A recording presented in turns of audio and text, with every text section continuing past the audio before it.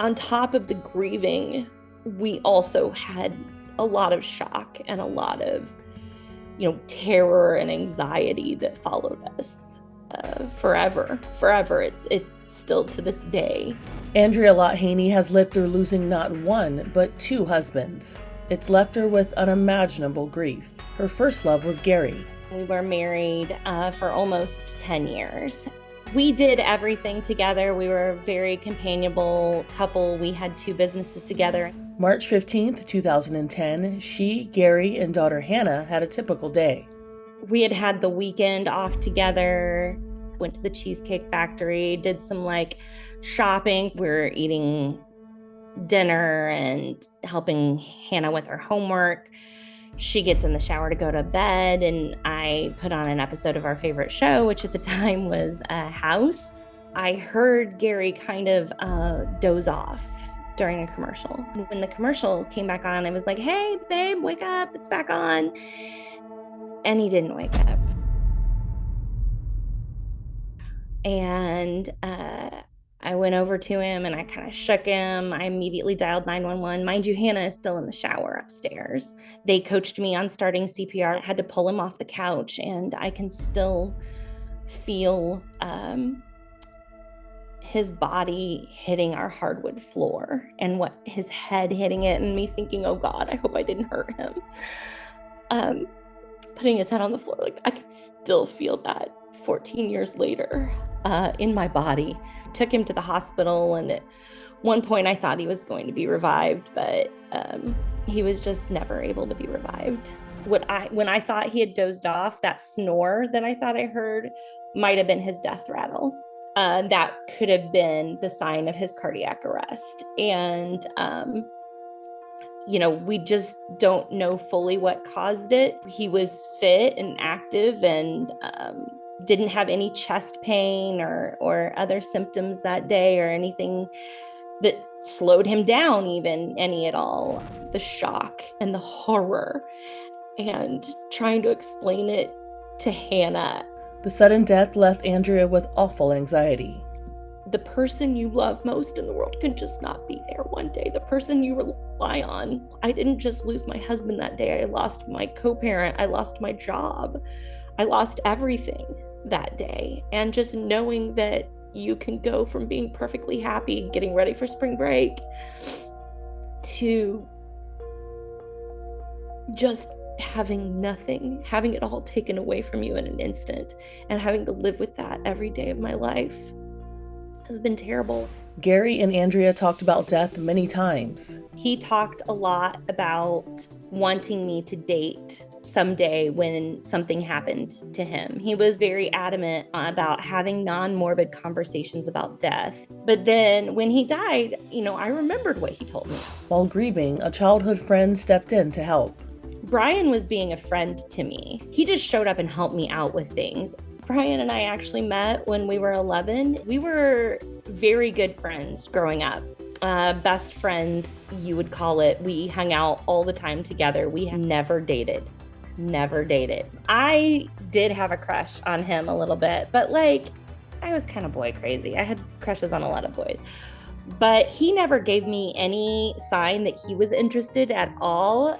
Andrea's daughter had a hand in them dating. Hannah comes down the stairs one day and she's like, Mom, I think Brian likes you, And I was like, don't be silly. A few days later, we were sitting on the patio and having a glass of wine, and Hannah was in bed, and I said, "You'd never believe this cute thing Hannah said to me the other day." And he was like, so shocked. He goes, "Well, do you want to go out?" Okay. Okay. Deep breath, maybe. Maybe. And we got married in September of 2012. Life was very different than it was with Gary because people are not replaceable. And I feel so honored and so blessed that I had now Brian, who never wanted to replace Gary.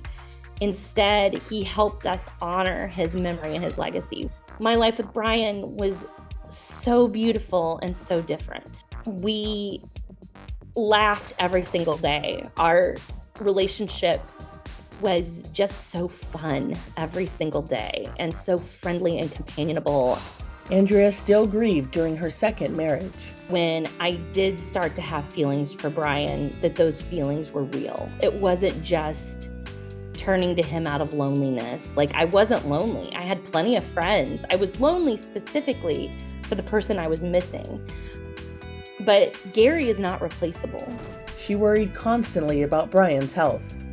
I worried about him dying of sudden cardiac arrest every single day. He knew that I had great anxiety over his health. In 2022, the pair attended her sister's wedding. His flight got canceled. So after working third shift Wednesday night and not sleeping at all, he got in a car that Thursday and drove 13 hours to Indianapolis. And when he got there, he didn't feel great, unsurprisingly.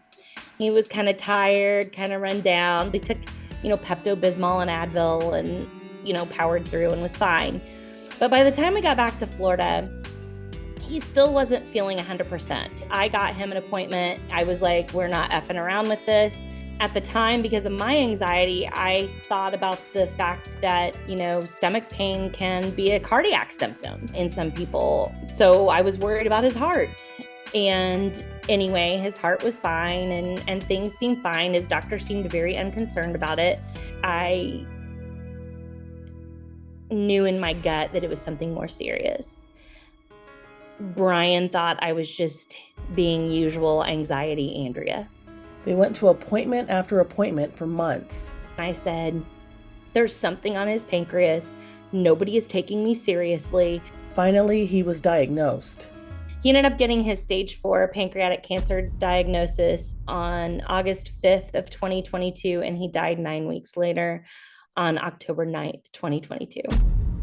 I had a pretty active imagination, and even I could not imagine the way it hit me and how bad it was. It's worse than any pain you can describe. There's just not language for it. Having the sudden grief and not being able to imagine how bad it's going to be when it happens is one thing. Seeing it coming and not being able to do anything about it and knowing how bad it is. Honestly, I very much wished not to live.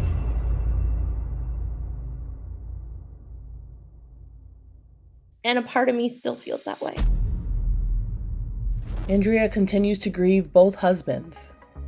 Losing Brian has also complicated my grief over Gary, because it does not make your grief go away to find new love again or to find a new partner. It does not make your grief go away. I'm very much in the acute phase of grief for Brian, and I found that it has ripped open a lot of those older wounds of grieving for Gary as well. And now I've got 2 dead husbands and nothing but time. Through her grief, she helps other grievers. When I show up at a funeral, I will say something to the effect of, like, are you eating? Are you sleeping? Are you pooping? And that will make them laugh a little bit. But also it kind of gauges, like, does this person need a drink of water? Do they need a lunch date next week? What can I do for them? She also educates people on how to help loved ones who are grieving. There are things you can say or do that help. Read the room. A lot of people like to fall back on cliches and platitudes because it is a script. It's a social script, and it feels comfortable to say something like, I'm sorry for your loss, or I'll be praying for you. Like, maybe you listen to their cues and you meet them where they're at. You have to show up with a curious heart and an eagerness to know more. The pain is still there. It's always there. It does not go away. Let them have it. Let them let it out near you. Cry with them if it feels appropriate. That's important. Just show up and be helpful. She now works with a nonprofit called the Sapphire Theater Company. And because of my experience and others, we aren't as a society properly learning how to support grieving people. And so we wrote and piloted a show called Facing Grief. Andrea shares her grief journey on social media. My daughter has lost 2 dads, and I have lost 2 husbands and not yet 50. So when I was 36 and I lost Gary, I did not know anybody really who had been widowed at such a young age. Then when Brian died, I didn't know anybody who had lost 2 spouses. I was hoping to connect. She posts tips about death and grieving. I wanted to use this comment to amplify the idea of life insurance. It is very important and it's not an option for everybody. And my purpose is to help others, help people not feel alone. She also raises awareness for pancreatic cancer. Brian was a classic over-tipper. I started a fundraiser and a movement in his name called Tip Big for Brian. It is a fundraiser for the Pancreatic Cancer Action Network. I can make sure that nobody ever forgets Brian Haney, his generosity, his kindness, his smile, and I can help fight that disease that killed him. Andrea says she isn't thinking about dating. Honoring her husband's memories and helping others is enough for now. Happiness is not really a life goal right now. I have moments of joy where I can enjoy life, but an overarching happiness with a capital H is just not in the cards for me right now.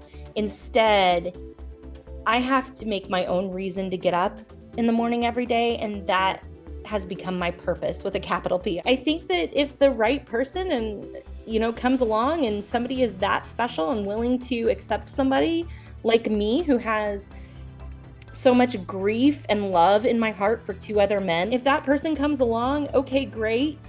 Am I seeking it out? No, not really. For Inside Edition Digital, I'm Andrea Swindle.